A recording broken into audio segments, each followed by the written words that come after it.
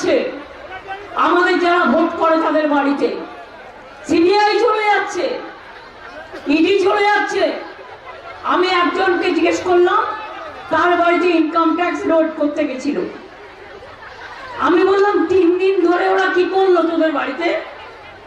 বললো দিদি আর বলবেন না, আমার দুটো বাচ্চা, 3 দিন ধরে আমরা বাথরুম যেতে পারিনি, আমরা রান্না করতে পারিনি, আমরা আমার বাচ্চারা স্নান করবে কি করে জানি না। 3 দিন ধরে বসে আছে 16 জন গিয়ে একটা বাড়িতে যেখানে মহিলারা আছে, বাচ্চারা আছে, গিয়ে এক একটা খাবার বিল আনছে 20,000 25,000 টাকা করে। কিন্তু সেই বাড়ির লোকটা খেয়েছে কিনা, সেই বাড়ির বাচ্চাটা খেয়েছে কিনা, সেটা একবার দেখার প্রয়োজন নেই।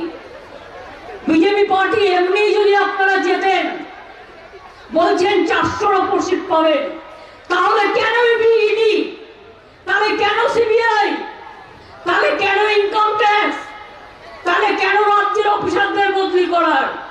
আপনাদের একটা সুখবর দিয়ে দিই, আগামী 7 তারিখ মাননীয় প্রধানমন্ত্রী এই জেলায় আসার সম্ভাবনা আছে।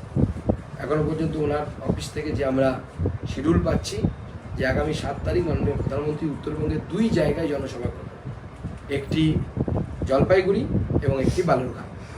আমরা এখনো বালুরঘাটের লোকেশন এখনো ঠিক করিনি, ঠিক করলে পরে আপনাদের সমস্ত কিছু জানিয়ে দেওয়া হবে। এবার যদি আপনার কোনো প্রশ্ন থাকে, দেখুন 4 তারিখে যদি মুখ্যমন্ত্রী মমতা বন্দ্যোপাধ্যায় কুচবিহারে থাকেন এবং ওই একই দিনে প্রধানমন্ত্রী আসেন, তাহলে তো খুব ভালো হবে। দুধ কা দুধ পানি কা পানি হয়ে যাবে।